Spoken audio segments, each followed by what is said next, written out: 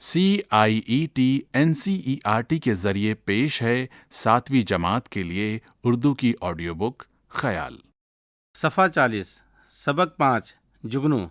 صفحے کے اوپری حصے پر ایک QR کوڈ دیا گیا ہے جس کو اسکین کر کے سبق سے متعلق مزید معلومات فراہم کر سکتے ہیں۔ جگنو کی روشنی ہے کاشانۂ چمن میں، یا شمع جل رہی ہے پھولوں کی انجمن میں۔ آیا ہے آسماں سے اڑ کر کوئی ستارہ، یا جان پڑ گئی ہے مہتاب کی کرن میں۔ یا شب کی سلطنت میں دن کا سفیر آیا، غربت میں آ کے چمکا گمنام تھا وطن میں۔ تکمہ کوئی گرا ہے مہتاب کی قبا کا، ذرہ ہے یا نمایاں سورج کے پیرہن میں۔ حسن قدیم کی یہ پوشیدہ ایک جھلک تھی، لے آئی جس کی قدرت خلوت سے انجمن میں۔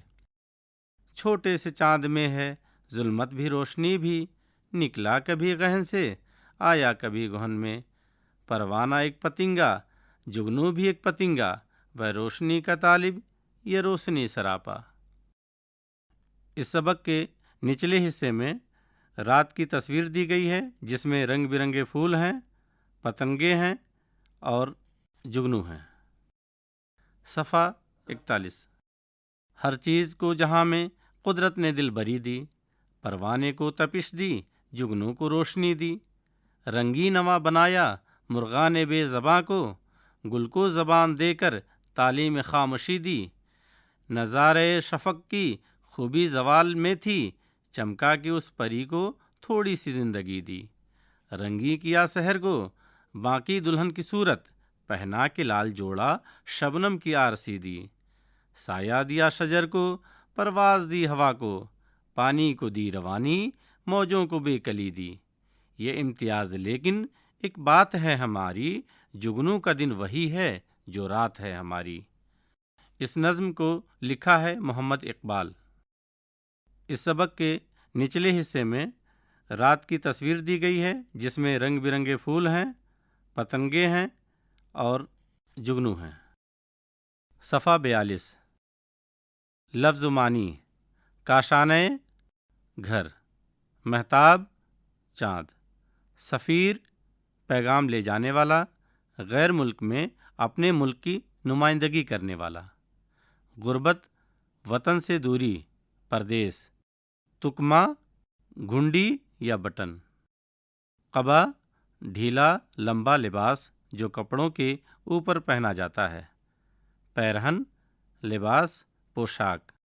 خلوت تنہائی۔ ظلمت اندھیرا تاریکی۔ گرہن سایہ۔ دلبری دل لبھانے والا۔ رنگی نوا خوش آواز اچھی آواز۔ آرسی وہ انگوٹھی جس میں آئینہ جڑا ہوتا ہے، آئینہ۔ غور کیجیے، اس نظم میں جگنو کی مثال سے قدرت کی بنائی ہر شے کی قدر و قیمت واضح کی گئی ہے۔ جگنو کو خودکار روشنی اور کشش کی علامت بھی تسلیم کیا جاتا ہے۔ جگنو رات میں چمکنے والا ایک کیڑا ہے۔ اس کے جسم کے نچلے حصے میں 2 کیمیائی مادے لیوسیفرین اور لیوسیفریز ہوتے ہیں۔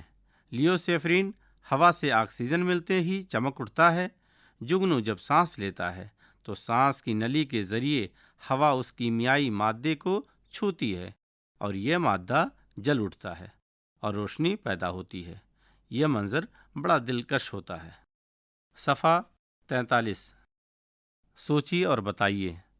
1 شب کی سلطنت میں دن کا سفیر کس کو کہا گیا اور کیوں؟ سوالیہ نشان۔ 2 روشنی کا طالب اور روشنی کا سراپا کون ہے؟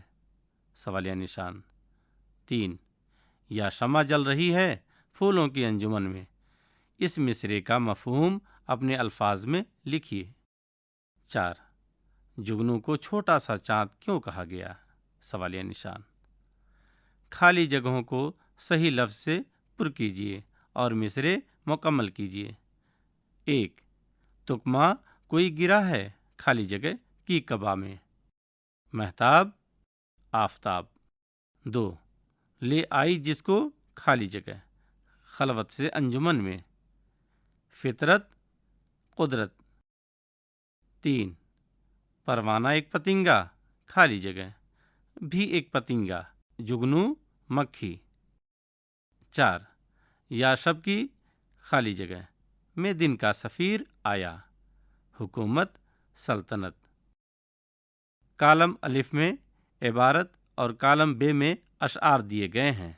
کالم الف کی عبارت کو اس سے متعلق کالم بے کے شعر سے جوڑ ملائیے۔ الف 1 انسان اور جگنو میں فرق یہی ہے کہ ہماری جو رات ہے وہ اس کا دن ہے۔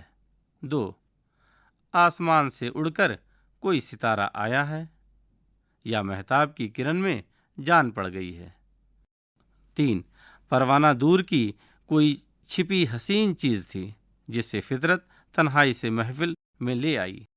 کالم بے 1 آیا ہے آسمان سے اڑ کر کوئی ستارہ یا جان پڑ گئی ہے مہتاب کی کرن میں۔ 2 حسن قدیم کی ہے پوشیدہ ایک جھلک تھی، لے آئی جس کو قدرت خلوت سے انجمن میں۔ 3 یہ امتیاز لیکن ایک بات ہے ہماری، جگنو کا دن وہی ہے جو رات ہے ہماری۔ صفحہ 44 پڑھیے، سمجھیے اور لکھیے۔ مصروں کو غور سے پڑھیے۔ 1 غربت میں آ کے چمکا، گمنام تھا وطن میں۔ 2 لے آئی جس کو قدرت خلوت سے انجمن میں۔ دونوں مصروں میں غربت اور وطن، خلوت اور انجمن الفاظ استعمال ہوئے ہیں۔ یہ الفاظ ایک دوسرے کی ضد ہیں۔ نظم سے ایسے دیگر الفاظ ڈھونڈ کر لکھیے اور ان کے متضاد بھی معلوم کیجیے۔ یہاں پر لفظ اور متضاد لکھنے کے لیے خالی جگہیں دی گئی ہیں۔ 1 خالی جگہ، خالی جگہ۔ 2 خالی جگہ، خالی جگہ۔ 3 خالی جگہ، خالی جگہ۔ 4 خالی جگہ، خالی جگہ۔ 5 خالی جگہ، خالی جگہ۔ 6 خالی جگہ، خالی جگہ۔ 7 خالی جگہ، خالی جگہ۔ نیچے لکھے الفاظ پر غور کیجیے۔ حسن قدیم، تعلیم خامشی، کاشانہ چمن، نظارہ شفق۔ ان لفظوں میں علامت اضافت کا استعمال کیا گیا ہے جس میں کا، کی اور کے کا مفہوم شامل ہوتا ہے۔ دیے گئے الفاظ کو اضافت کے ساتھ لکھیے۔ مثال: جان کا دشمن، دشمن جاں۔ دولت کی خواہش، خالی جگہ۔ صبح کا نغمہ، خالی جگہ۔ اس صفحے کے بیچ کے حصے کے بائیں جانب جگنو کی تصویر دی گئی ہے۔ صفحہ 45 حکمت کی کتاب، خالی جگہ۔ سر کا درد، خالی جگہ۔ سمندر کی سطح، خالی جگہ۔ نیچے دیے گئے شعر کو غور سے پڑھیے۔ سایہ دیا شجر کو، پرواز دی ہوا کو، پانی کو دی روانی، موجوں کو بے کلی دی۔ اس شعر میں سایہ کو شجر، ہوا کو پرواز، پانی کو روانی اور موجوں کو بے کلی سے منسوب کیا گیا ہے۔ نیچے لکھے الفاظ کو ان الفاظ سے ملائیے جو ان سے مناسبت رکھتے ہیں۔ مثال: پہاڑوں سے بلندی۔ بقیہ آپ کو حل کرنے ہیں۔ 2 آسمان سے، 3 سمندر سے، 4 تاروں سے، 5 دریا سے۔ گہرائی، روانی، چمک، وسعت۔ تلاش کیجیے۔ دوستوں کے ساتھ گفتگو کیجیے اور معلوم کیجیے کہ جگنوؤں کی کتنی قسمیں پائی جاتی ہیں اور کن ممالک میں جگنو زیادہ پائے جاتے ہیں۔ سوالیہ نشان۔ بڑی جسامت کے جگنو کہاں ہوتے ہیں اور وہاں لوگ انہیں کس مقصد کے لیے استعمال کرتے ہیں؟ سوالیہ نشان۔ آپ اساتذہ اور والدین سے بھی مدد لے سکتے ہیں۔ اس صفحے کے اوپری بائیں جانب ایک تصویر ہے جس میں جگنو ایک درخت پر بیٹھا ہے۔ صفحہ 46 پہیلیوں کے بارے میں آپ جانتے ہیں۔ نیچے دی گئی پہیلیوں کو پڑھیے۔ دونوں کا جواب جگنو ہے۔ آپ اپنے ساتھیوں کے ساتھ مل کر ایسی پہیلیاں تلاش کر کے لکھیے جن کا حل کسی پرندے یا جانور کا نام ہو۔ 1 بنا بجلی کے جلتا بجھتا ہے خود ہی، سرے شام رہ پر نکلتا ہے خود ہی، کسی قسم کا سیل لگتا نہیں ہے، خدا کی ہے قدرت چمکتا ہے خود ہی۔ 2 ایک سمے ایک پنچھی آوے، ٹک دیکھے چھپ چھپ جاوے، سمجھ کے کہنا قسم ہے تم پر، آگ بنا اجیالا دم پر۔ تخلیقی اظہار۔ نظم میں جگنوؤں کی جو خصوصیات بیان کی گئی ہیں انہیں اپنے الفاظ میں لکھیے۔ عملی کام۔ نظم میں لفظ گہن استعمال ہوا ہے۔ گہن چاند اور سورج دونوں میں لگتا ہے۔ کیا آپ کو معلوم ہے کہ سورج گہن کیوں لگتا ہے؟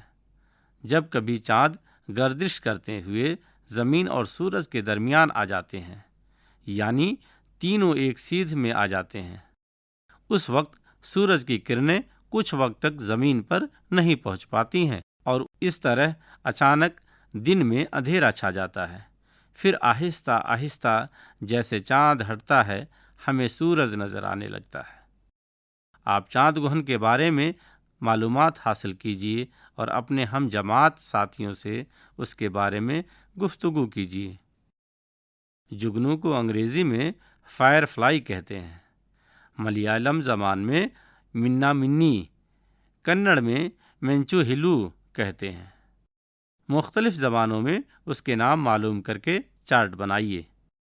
اپنے ہم جماعت طلباء کے ساتھ گفتگو کیجیے اور معلوم کیجیے کہ کیوں جگنوؤں کی تعداد روز بروز کم ہوتی جا رہی ہے۔ سبق کا اختتام ہوا۔ ابھی آپ سن رہے تھے 7ویں جماعت کے لیے اردو کی آڈیو بک خیال۔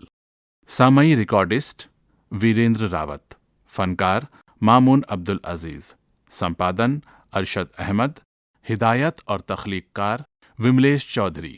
یہ کتاب CIET NCERT نئی دلی بھارت کے ذریعے پیش کی گئی۔